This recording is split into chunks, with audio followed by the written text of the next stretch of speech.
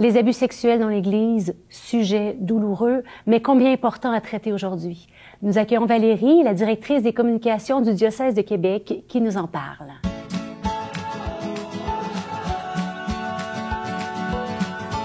Bonjour Valérie. Bonjour Geneviève. Alors, un gros sujet dont tu nous parles aujourd'hui. Il y a beaucoup de travail qui a été fait en Église au niveau de la protection des personnes mineures ou vulnérables. Où en sommes-nous?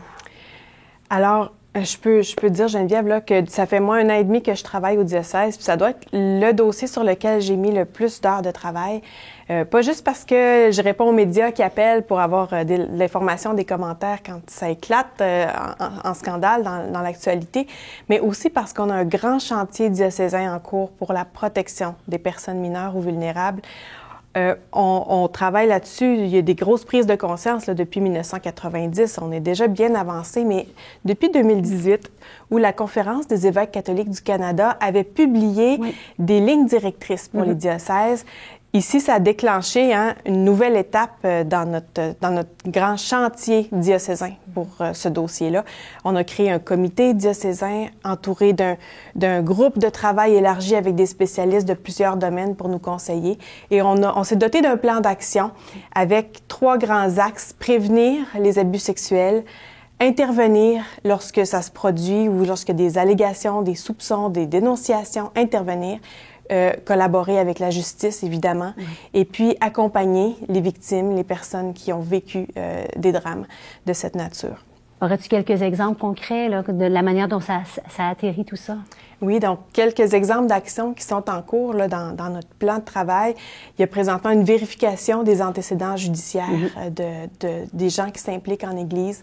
Il y a aussi, on avait un protocole diocésain et puis là, on le met à jour là, ces jours-ci, qui va être diffusé. Un protocole, ça sert à savoir comment on dénonce, qu'est-ce qui se passe avec notre allégation, notre dénonciation, c'est quoi son cheminement, en toute imputabilité puis transparence aussi. On veut expliquer ça aux gens et on veut aussi publiciser un code d'éthique, un code de conduite pour les intervenants jusque dans nos communautés chrétiennes.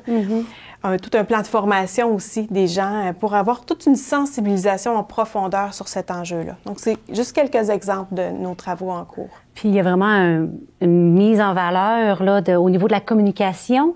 Sur notre site Web, d'ailleurs, en page d'accueil, il y a maintenant un accès direct parmi les priorités diocésaines. On l'a mis là pour essayer de ne pas le manquer, que le grand public y ait accès facilement aussi. Sur cette page-là, on a déposé évidemment notre ligne d'assistance, numéro de téléphone. On peut le voir au bas de l'écran. C'est une ligne où on peut appeler puis dénoncer, on peut s'informer, on peut demander conseil aussi pour des situations dont on a été témoin. Une ligne d'assistance qui donne accès direct à notre comité conseil. On a aussi nos documents importants. Et on a des tableaux qui résument quelles sont les actions en cours dans notre grand chantier diocésain, qui expliquent là, dans le temps, on est rendu où, quelles sont les prochaines étapes. Grande clarification, transparence, c'est très beau. Et si je comprends bien, en fait, le but, c'est que ça soit de moins en moins tabou comme sujet. L'idée, c'est que ça soit de plus en plus simple de s'en parler. Puis je dirais, jusque dans nos communautés chrétiennes, jusque dans nos foyers, l'actualité nous amène beaucoup d'occasions de partager la parole sur ce qui se vit, sur ce qu'on entend et de vivre nos émotions aussi. Moi, je peux dire que à plusieurs reprises, là, j'ai été en larmes là, devant une situation ou l'autre dont j'ai pris connaissance. Et puis, de transformer ce bouleversement en énergie pour transformer les choses. C'est ce qui m'anime. Ah, c'est beau, puis c'est important. Merci de nous tenir au courant de ce dossier, de la manière dont ça avance. Comme mère de famille, c'est quelque chose qui nous apaise aussi, nous réconforte de savoir que ça avance concrètement. Merci Valérie, à bientôt. Ça fait plaisir.